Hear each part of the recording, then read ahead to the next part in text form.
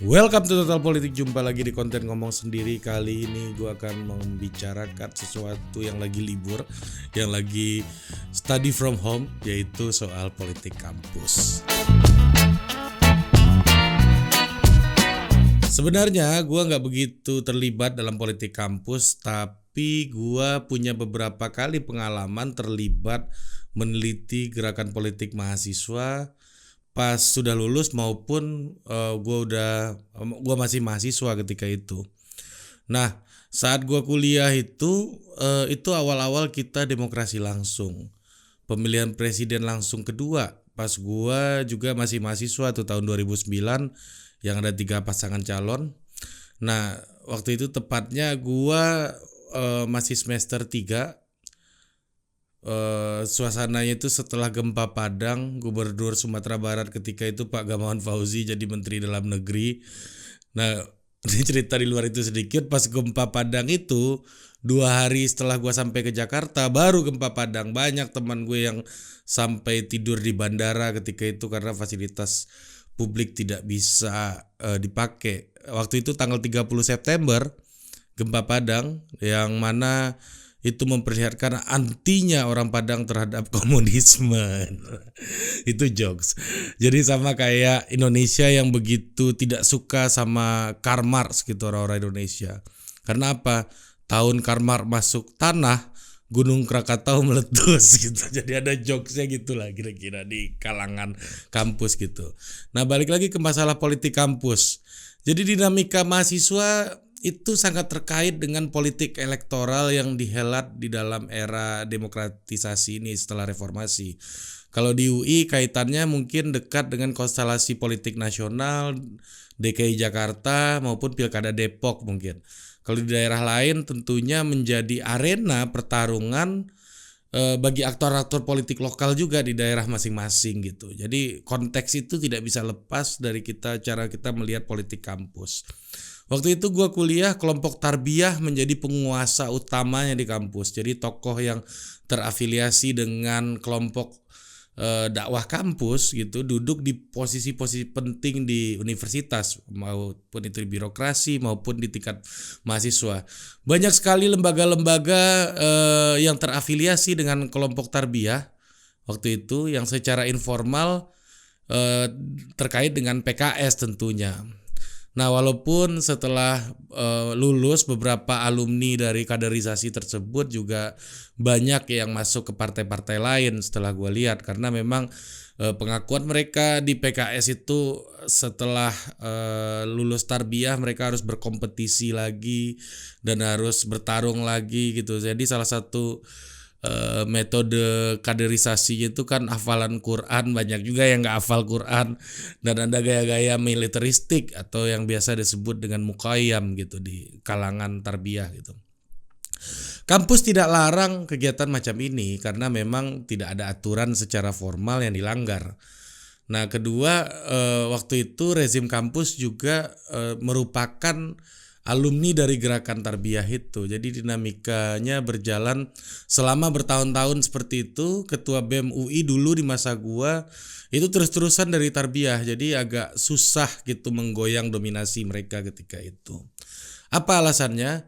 Waktu itu PKS berkuasa. Aktor-aktornya memberikan dukungan politik terhadap berbagai pertarungan level kampus ketika itu. Walaupun tidak secara formal PKS memberikan dukungan gitu, tapi itu dilakukan untuk memperkuat basis elektoral dan mesin politik di kampus gitu.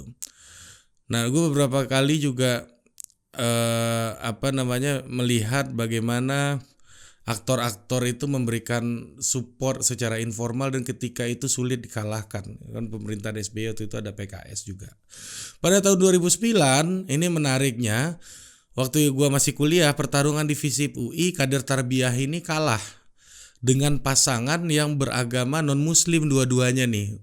Calon ketuanya dan wakilnya non-muslim. Mereka menang tipis kalau nggak salah sekitar 20 suara di FISIP UI ketika itu, dan ini memasuki era baru lah menurut gua gitu. Jadi ada pergeseran gitu, kekuatan mesin politik Tarbiyah itu mulai digoyangkan oleh politik gaya baru gitu yang muncul. Nanti gue jelaskan. Nah, di masa gue Tarbiyah cuma ngirimkan wakil ketua BEM, nggak ada itu ketua BEM waktu itu. Nah, ini kandidat-kandidat populis gitu muncul setelah mereka yang populer di kampus, dan kemudian mereka menggunakan sentimen kepopulisannya sebagai orang non agamis untuk menggait suara kelompok sekuler yang mayoritas gitu. Jadi polanya kayak begitu waktu itu karena mesin Tarbiyah ini begitu kuat gitu. Nah, peta ini persis dengan kemenangan Jokowi Ahok di 2012 Pilkada DKI gitu. Kekuatan sekuler memberikan simpati kepada kandidat ini, pasangan ini. Karena apa? Kelompok agama dalam hal ini Islam gitu difasilitasi dan diberikan ruang sebesar-besarnya untuk main isu sara dan sentimen rasial gitu. Ingat banget itu ke calon wakilnya Pak Foke waktu itu bilang ke Ahok haya gitu, dan itu dieksploitasi gitu. Nah, disinilah akar politik polarisasi di Indonesia mulai menguat dengan munculnya sosok populis yang mencoba mengalahkan mesin politik dengan membangun sentimen dari kelompok sekuler gitu, sentimen dukungan. Nah, ini beda dengan masanya SBY yang mana waktu itu kekuatan dibuat relatif lebih merata, dan pemerintahan SBY berusaha untuk memainkan politik akomodatif gitu, lawan maupun kawan dirangkul dua-duanya. Makanya banyak istilah waktu itu zero enemy zero friends gitu. Jadi maka pemerintahan SBY banyak juga yang mengatakan bahwa ini fans club gitu. Nah, balik ke pengalaman gue di kampus dulu di UI, kelompok organisasi eksternal itu nggak begitu kuat ya, kayak HMI, GMNI dan segala macamnya itu. Cuma di beberapa fakultas, misalnya kayak di Fakultas Hukum itu HMI kuat gitu. GMNI gue nggak tahu kuatnya di mana. PMI juga ada di beberapa spot gitu. Nah, jadi gue melihat bahwa ini kekuatan ini mengkristal di beberapa spot, misalnya kayak di Fakultas Hukum HMI kuat karena ada pola-pola patron klien tadi yang gue bilang gitu. Jadi karena senior-seniornya itu lulus dan kemudian duduk di posisi-posisi strategis, dan ada upaya untuk memberikan support, memberikan dukungan terhadap junior-juniornya yang masih di kampus gitu, sebagai sebuah upaya membangun kekuatan politik, investasi politik gitu, yang nanti di masa depan akan digunakan untuk menjadi apa ya juga pasti ada aja gitu gunanya. Nah, makanya karena di FISIP itu senior-senior HMI-nya tidak banyak, misalnya tidak sebanyak di Fakultas Hukum, makanya ke bawahnya juga tidak, multiplier efeknya juga tidak sebesar di Fakultas Hukum, sampai junior-juniornya juga bergabung di dalam kepengurusan HMI dan memenangkan kontestasi pemilu fakultas gitu, pemilu mahasiswa waktu itu. Nah, ini relatif nggak kuat, dan karena mungkin model politik elektoral kita berbasis ketokohan juga waktu itu, sehingga kelompok-kelompok ini lebih terafiliasi dengan jaringan-jaringan informal satu persatu gitu. Jadi ada tokoh-tokoh yang deploy oleh kekuatan besarnya untuk bertanggung jawab di UI gitu, misalnya ya udah tokoh inilah yang menjadi brokernya, bukan organisasi besarnya itu.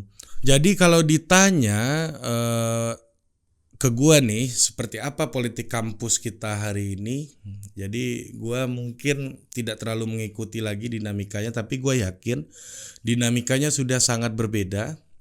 Namun akarnya tetap sama, yaitu relasi patron klien yang terkait dengan kepentingan elektoral demokrasi gitu. Orang kuatnya udah nggak sama lagi kayak dulu karena pemainnya makin banyak, itu makin banyak jenisnya. Lihat aja sekarang pasti ada mahasiswa-mahasiswa elit dan anak elit gitu yang masuk ke kampus negeri, itu suka-suka ketemu pejabat gitu. Jadi standarnya udah beda gitu. Dulu nggak ada tuh yang kayak gitu di masa gua. Jadi relatif lebih agamis, non agamis gitu, itu lebih dominan itu ketika itu, atau orang-orang yang anak kantin gitu misalnya waktu itu. Jadi kalau sekarang tuh variasinya udah sangat sudah sangat banyak, dan berbagai macam kekuatan politik, kelompok-kelompok politik, dalam keyakinan gua melihat situasi hari ini itu udah mulai menyadari gitu untuk benar-benar bertarung di level kampus gitu. Jadi mereka udah mulai menyadari bahwa kekuatan di kampus ini ternyata punya dampak elektoral. Mungkin belajar dari kelompok Tarbiyah ya, mungkin aja gitu. Tapi ya inilah yang realitasnya yang terjadi gitu. Mungkin belajar selama ini mereka nggak berkuasa dan nggak ngurusin itu gitu misalnya. Nah sekarang jadi ngurusin, dan kampus menjadi playing field pertarungan gitu ya. Berbagai macam kekuatan ideologi itu gua rasa sih masih sangat berjalan, dan berbagai macam kekuatan patronase juga itu juga masih berjalan sampai hari ini gitu. Nah, kalau bicara gerakan Tarbiyah hari ini ya tentunya kompetitornya, terutama dari yang gua amati paling nggak di UI gitu ya, sudah semakin sengit. Mereka tidak lagi berada di lingkaran kekuasaan. Jadi pertarungan pun akan sangat lebih berat untuk mereka lakukan. Makanya banyak di UI paling enggak beberapa kesempatan belakangan ini ketua BEM-nya tidak dari kalangan Tarbiyah lagi gitu. Jadi ada pergantian-pergantian, nggak selalu dari kalangan Tarbiyah gitu. Nah ketiga, gue ngelihat di masa pemerintahan Jokowi ini treatment terhadap kampus ini agak spesifik gitu ya. Melihat menteri menjadi ketua alumni, calon ketua alumni kampus gitu, kayak di UI kan sekarang Bang Andre Fakultas Hukum, kalau nggak salah beliau HMI, lawannya Pak Bambang Brojo dari FE, menterinya Pak Jokowi gitu. Waktu di UGM juga menterinya Pak Jokowi juga Pak Erlangga Hartarto juga ikut tarung waktu itu, dan ada Pak Ganjar kan yang menang, menterinya Pak Jokowi juga. Walaupun ada Pak Anies juga di situ, tapi kayaknya nggak begitu banyak dukungannya waktu itu. Nah jadi gue ngelihat ada treatment khusus dari pemerintah mungkin, atau aktor-aktor yang ada di level pemerintahan hari ini paling nggak gitu ya.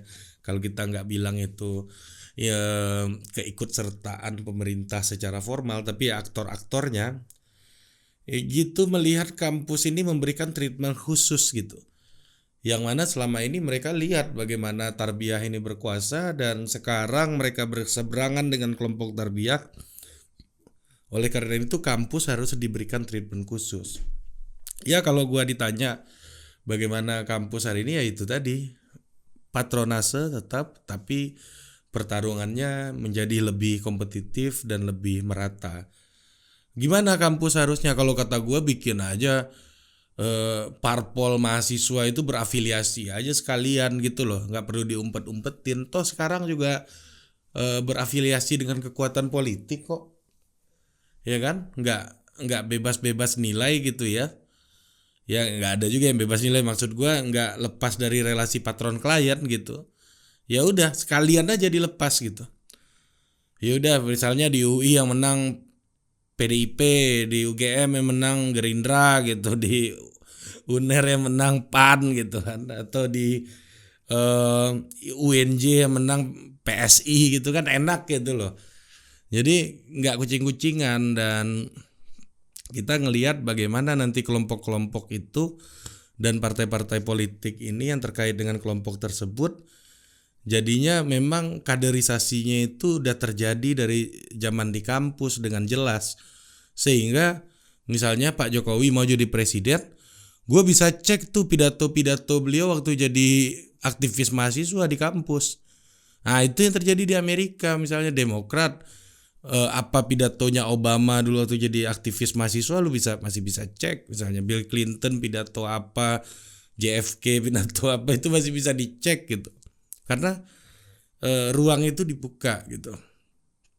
Mungkin itu aja untuk hari ini. Kita jumpa lagi di Total Politik berikutnya. Anggap konten ini buat gue ini sebagai sebuah pengantar aja. Nanti kita akan bahas isu-isu spesifik soal politik kampus, dan gue juga mungkin bakal mengundang aktivis-aktivis kampus masa kini dan juga ex-aktivis kampus untuk bicara di konten Total Politik. Jadi perspektifnya lebih kaya. Ya semoga aja nih jadi awalan gitu untuk masuk ke tema dan diskusi lain ini gitu, diskusi baru ini gitu. Ya selama ini kita kebanyakan berbicara masalah politik nasional gitu misalnya. Karena ini udah banyak juga yang minta di kolom komentar, makanya gue coba untuk realisasikan, dan setelah ini kita mungkin akan banyak berbicara dan berdiskusi dengan tokoh-tokoh aktivis kampus, karena gue bukan aktivis kampus. Jadi jumpa lagi di Total Politik berikutnya. Dah.